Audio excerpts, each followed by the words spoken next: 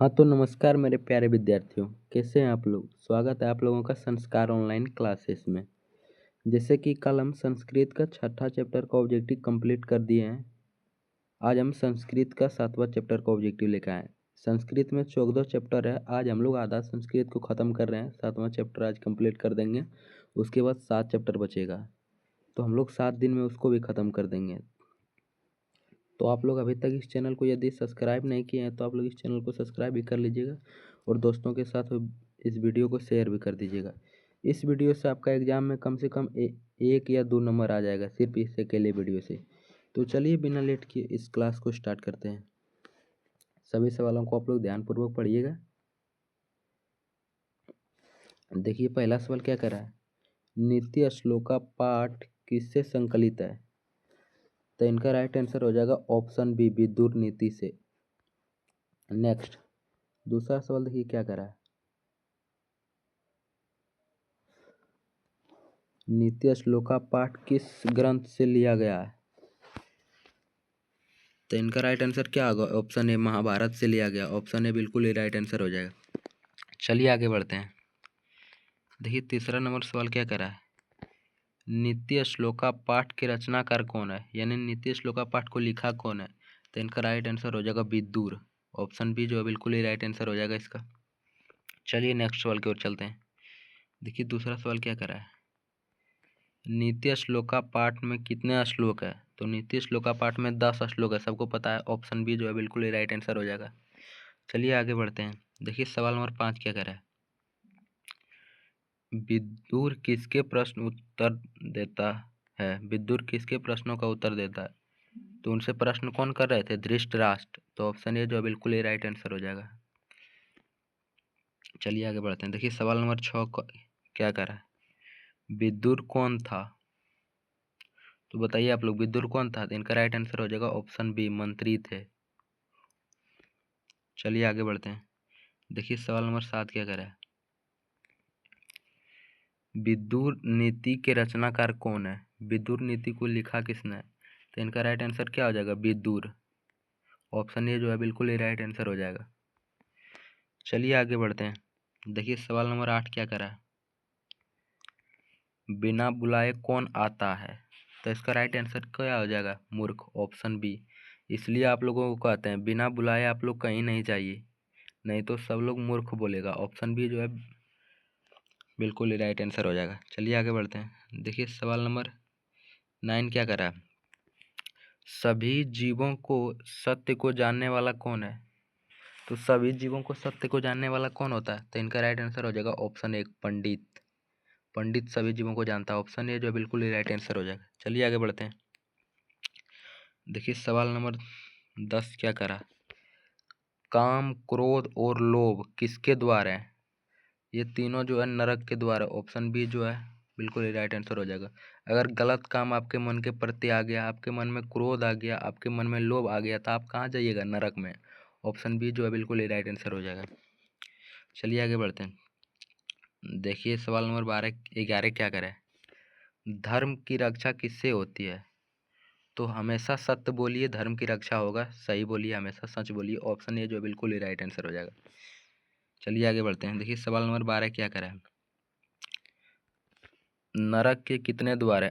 अब की बार 2026 में ये बोर्ड में देखने को मिलेगा आप लोगों को, बिहार बोर्ड में। तो नरक के कितने द्वार हैं, फर्स्ट सीटिंग या सेकंड सीटिंग में। तो नरक के 3 द्वार है, काम क्रोध लोभ। ऑप्शन बी जो है बिल्कुल ही राइट आंसर हो जाएगा। चलिए आगे बढ़ते हैं। देखिए सवाल नंबर 13 क्या करा, विनय को कौन मारता है। विनय किसको मारता है। तो विनय अपयश को मारता है। ऑप्शन बी जो है बिल्कुल ही राइट आंसर हो जाएगा।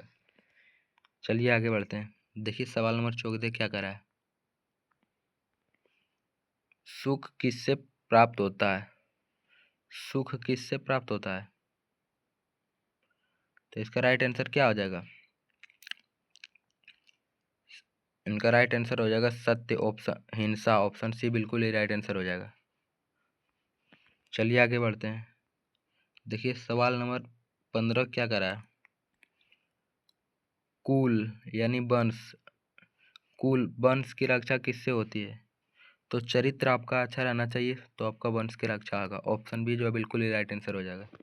चलिए आगे बढ़ते हैं। देखिए सवाल नंबर 16 क्या करा है, कौन सबसे श्रेष्ठ है। सबसे श्रेष्ठ क्या होता है, तो धर्म सबसे श्रेष्ठ है। ऑप्शन ए जो है बिल्कुल ही राइट आंसर हो जाएगा। चलिए आगे बढ़ते हैं।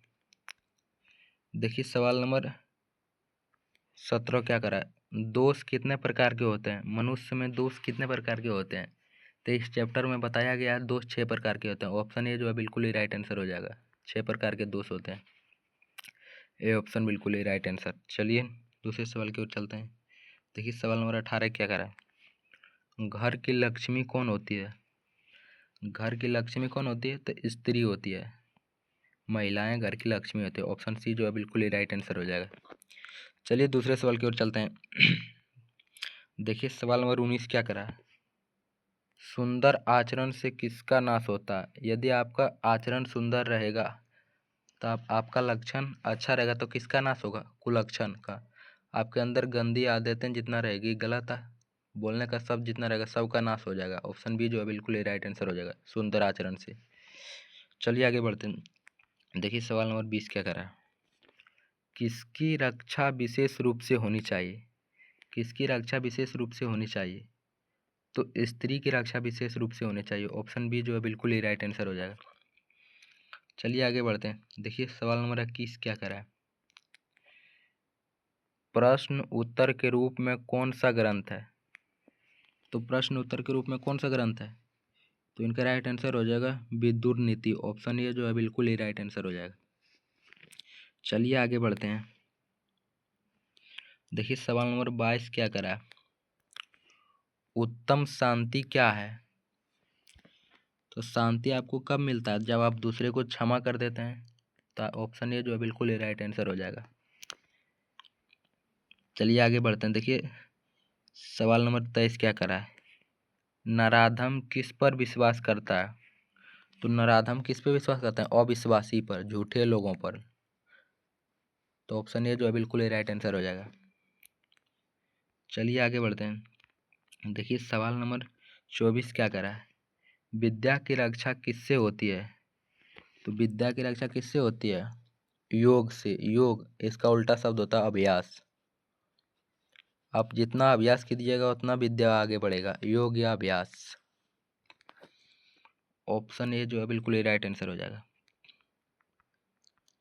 देखिए सवाल नंबर 25 क्या करा है, मृतजया उपटन से किसकी रक्षा होती है। तो मृतजया से किसकी रक्षा होती है, तो इसका राइट आंसर क्या आ जाएगा, रूप के। ऑप्शन ए जो है बिल्कुल ही राइट आंसर हो जाएगा। चलिए आगे बढ़ते हैं। देखिए सवाल नंबर 26 क्या करा है, नीति श्लोका पाठ के आधार पर अविश्वासी पर विश्वास कौन करता है।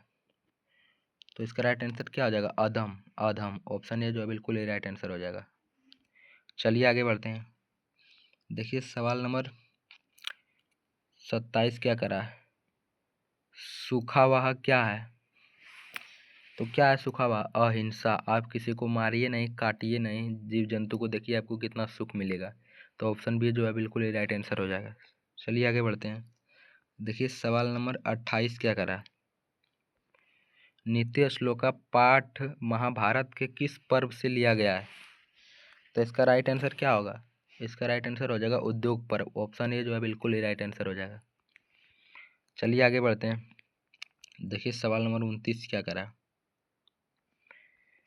महाराज धृतराष्ट्र के प्रश्नों के समुचित उत्तर कौन देता है। तो महाराज धृतराष्ट्र किससे प्रश्न कर रहे थे, मंत्री विदुर से। तो ऑप्शन ए जो है बिल्कुल ही राइट आंसर हो जाएगा। अंतिम सवाल की ओर चलिए। देखिए अंतिम सवाल क्या करा है, परम तृप्ति किससे मिलती है। तृप्ति किससे मिलती है, परम तृप्ति से। तो विद्या से परम तृप्ति मिलती है। ऑप्शन ए जो बिल्कुल ही राइट आंसर हो जाएगा। तो आई होप आप लोगों को ये क्लास अच्छा लगा होगा। इसमें हम 30 ऑब्जेक्टिव कराए हैं, आप लोग बताइएगा 30 में से कितना सही किए। अगर ये वीडियो अच्छा लगा होगा तो इस वीडियो को लाइक कर दीजिएगा, और चैनल पर पहली बार जुड़े हैं तो चैनल को सब्सक्राइब भी कर दीजिएगा। चलिए पढ़ते रहिए, मुस्कुराते रहिए, मिलते हैं दूसरी वीडियो में।